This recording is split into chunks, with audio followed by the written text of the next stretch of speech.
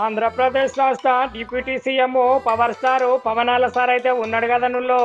ఇక ఈ సార్కైతే కొంచెం అయితే బెదిరింపు కాల్స్ వచ్చినాయి కదా. ఇక ఈ కాల్స్ ముచ్చట్నే నేను చెప్తున్నా. ఇక బెదిరింపుకు పాల్పడిన నూక మల్లికార్జునరావునైతే పోలీసులు అయితే అదుపులోకి తీసుకొని విచారణ చేసిర్రు.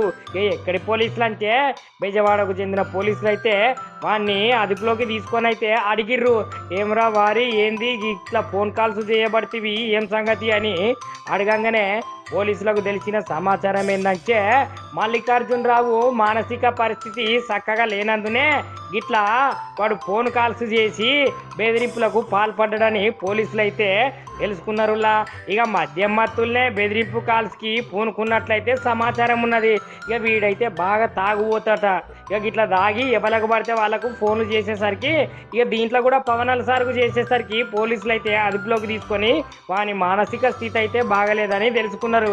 ఇక గతంలో కూడా వైజాగ్లో మల్లికార్జునరావు మీదనైతే పలు కేసులున్నాయి. ఇక ఇన్ని కేసులు ఉండగా వాడు మతి స్థిమితం లేనోడు ఎట్లయితారు అనుకుంటారు సార్లు?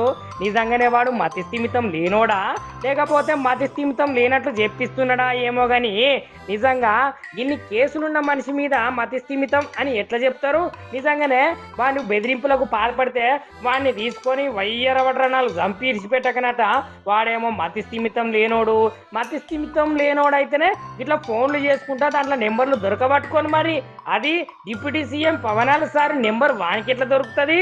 అయినా మీరైతే వాడిని ఖచ్చితంగా అదుపులోకి తీసుకొని వాడు మద్యం దాగే ఫోన్ చేసిందా నిజంగానే ఫోన్ చేసిందా లేకపోతే వీని ఫోన్ చేసేటందుకు వీని వెనుక ఎవరన్నా ఉన్నారా అనేది మాత్రం విచారణ గట్టిగా చేసి వాని మీదనైతే తగు చర్యలు తీసుకోవాలని కొంతమంది జనాలు అయితే అంటున్నారులా.